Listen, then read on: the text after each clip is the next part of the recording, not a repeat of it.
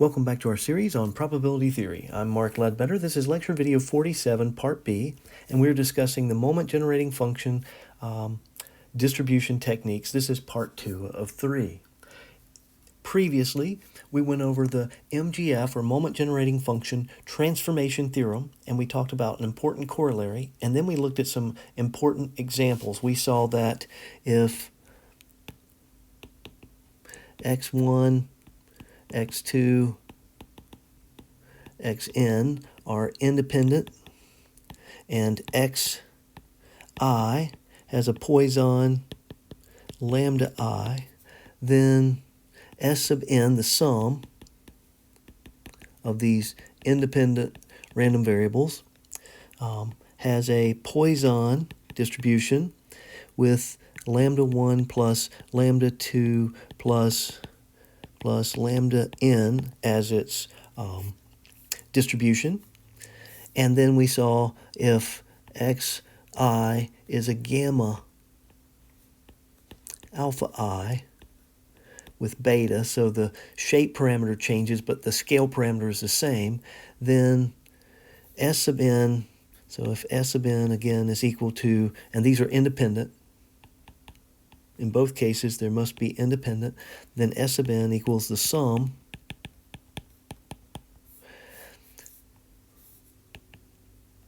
has a distribution of gamma with alpha 1 plus alpha 2 plus alpha n, and then beta. So it still has a gamma distribution, and this one still has a Poisson distribution. So these are reproductive family. They are in the reproductive family, as is the normal distribution. So in this video, or last time, we talked about this moment generating function transformation theorem, its corollary and examples.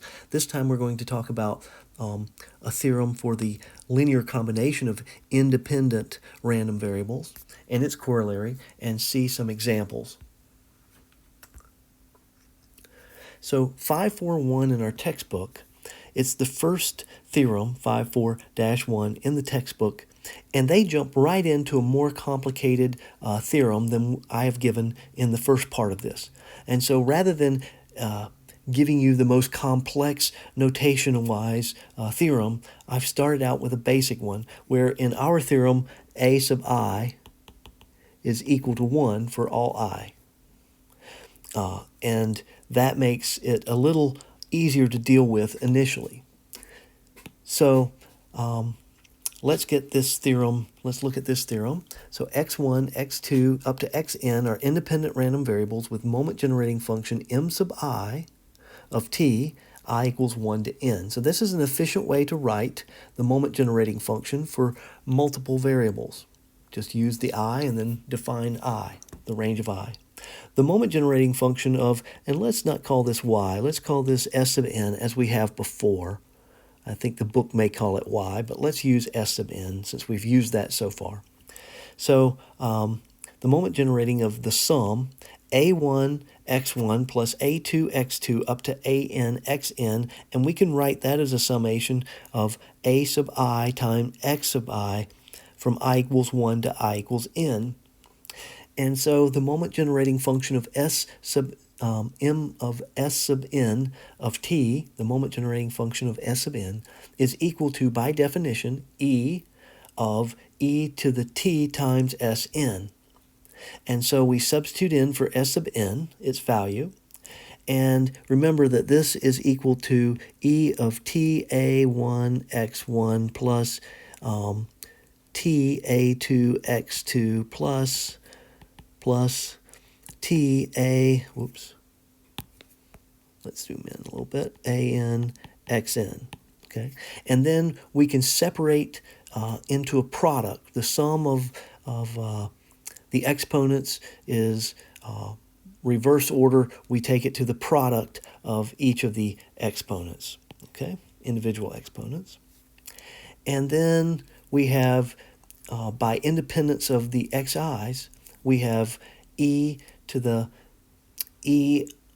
t times a1 x1 in the exponent here, and the expected value of e to the t a2 x2 all the way up to the expected value of e to the t times an times xn in the exponent. And this can be written as the moment generating function, the product of m sub I of ai t. So we just group, instead of having tx e to the tx, we now have t times a1, t times a2, t times a sub n, okay? And so by grouping it that way, just the parentheses helps me see the pattern that this is e to the t times a, m of ai t. So this is the moment generating function of, instead of t, it's t times a sub I. And that is the result of this theorem. Now, the corollary, which is your job to prove as a part of the homework. So corollary 541 is let x sub 1, x sub 2 up to x sub n be IID random variables. Okay? So that means they're not just independent, but they're identically distributed as well. So they have the same, they're identical. So that means that instead of there being,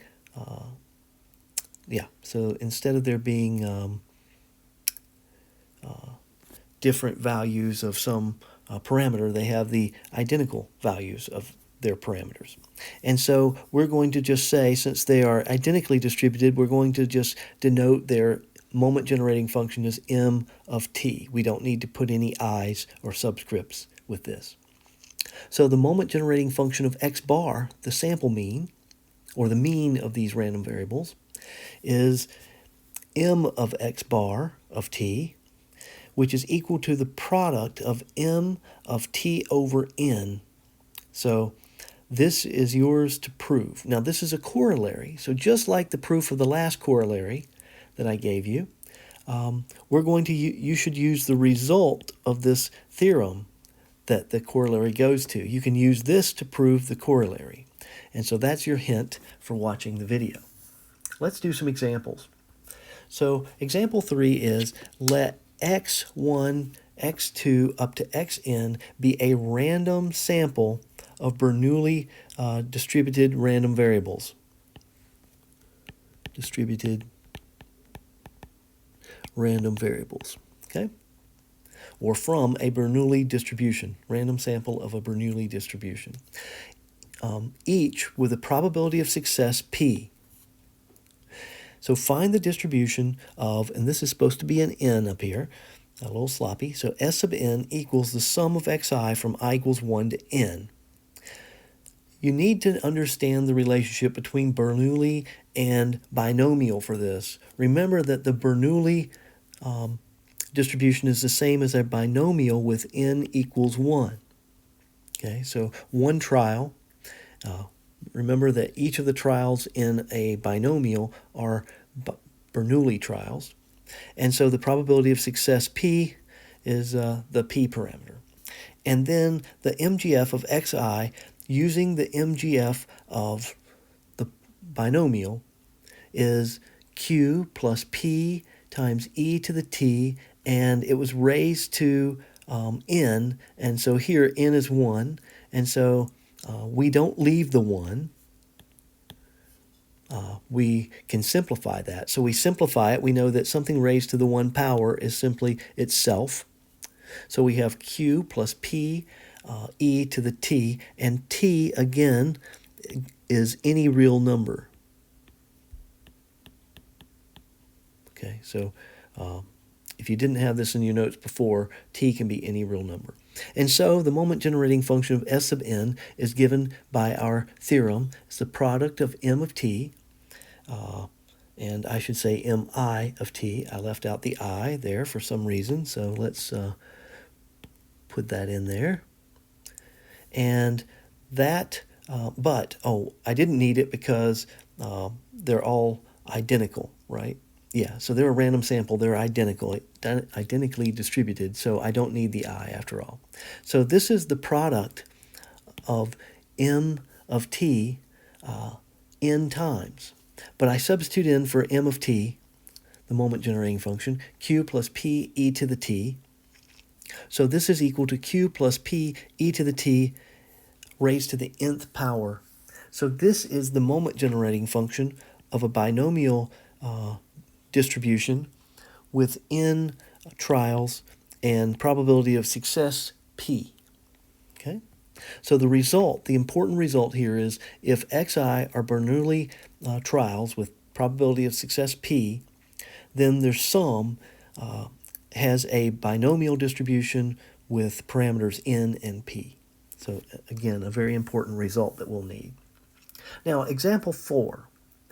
Let x1 to xn be IID with an exponential distribution and parameter theta. So this is going to be the same as a random sample. Okay? It may not be a random sample, but it is just like a random sample. So it could be a random sample. We want to find the distribution of x bar. So we're going to use our corollary. Remember, they're IID. So the MGF of a gamma distribution first is 1 over 1 minus theta t, where instead of beta, I use theta here. And remember that t is less than 1 over theta. So that is our restriction on t for this to be the moment generating function to converge. And so the MGF of xi is mt equals 1 minus theta t to the negative 1. All right? So we have that, so exp of theta is equal to a gamma 1 theta. So remember that this is, I could also write this as 1 minus theta t to the negative alpha. So here, or not negative alpha, yeah, negative alpha. So here alpha is 1, so we have negative 1. Okay? So the moment generating function now of x bar, that was xi, of x bar, is going to be 1 minus theta, a t over n to the negative n, and t has to be less than n over theta. And this tells us that x bar is a gamma distribution with parameters n for alpha and theta over n for beta. Okay? And so, again, we're looking at the pattern here. And so, remember that this is theta t over n, right? So this is theta t over n. And so, or I could rewrite this as theta over n times t. And so, remember before it was 1 over, t was less than 1 over beta, right? And so here our beta is theta over n, so this is 1 over theta over n, which can be rewritten by inverting and multiplying as n over theta. Okay? So that's a very important result as well. So you'll want to note that. So in our fifth example, the distribution of S sub n, which is the sum of x1 to xn, when xi are independent chi-square random variables with degrees of freedom Ri, I equals 1 to n, we want to know what, first we'll get the, we want to know the distribution of this, of course. So we need to find the distribution of xi first. So remember that xi have our chi-squared with Ri, Ri degrees of freedom. Okay? And so this can be written as a gamma. So gamma with R sub I over 2. Up here, I point out that the exponential of theta is a gamma with 1 as the shape parameter, right? So here, chi-squared is a gamma with Ri over 2, and for alpha, this would be alpha, and this is beta, which is 2. So the moment generating function of x sub I is given by 1 minus theta t, so 2 times t, raised to the negative alpha. And alpha here is Ri over 2. And t is less than 1 over whatever this number is. So t is less than 1/2. So the moment generating function of S sub n is given by the product of these moment generating functions due to our theorem. And we substitute in for m sub I of t, and we get 1 minus 2t to the negative Ri over 2. And the product of that, I've written it out for each of the random variables, well, 1 and 2 and n, of course. And then we see that we have the same base, that they all have the same base number here. And so I can add the exponents. And so I end up with R1 over 2 plus R2 over 2 plus up to Rn over 2. I can factor out the half. So I get 1 over a half, or 1 over 2, R1 plus R2 plus up to Rn. Okay? And so that can be written as negative R1 plus R2 up to Rn over 2. And then I can rewrite this as 1 minus 2t raised to the negative sum of Ri over 2. And t is less than 1/2. And so the sum of xi, so this is Sn equals, from I equals 1 to n of xi, is a gamma with 1/2 the sum of ri's, or you could write this as the sum of ri over 2, and so that tells you that it's a chi-squared with the sum of the ri's. So remember that the gamma distribution is a self or reproducing distribution family, and so the exponent, or the chi-square and the exponential, are subsets of these. They're special cases of the gamma, and so it makes sense that it's a chi-squared distribution for this sum. So please remember to put your results here. X sub I is, if that is exponential theta, then x bar has a gamma in theta over n. And if xi is chi-squared with Ri, then the sum of this is, sum of x has a chi-squared with the sum of the individual lambda, or actually thetas, okay? So the parameters there. Okay, so that's it for this video. Please don't forget to scan and upload your lecture notes before midnight of the date listed on the course calendar. I hope you have updated your list of results and your list of moment generating functions. If you have questions, come to virtual office hours. If you need an answer before you can make it to virtual office hours, email me a picture of the problem and also a picture of your work so far, so I can help you efficiently and effectively through email. Please take care of yourself, and we hope to see you next time.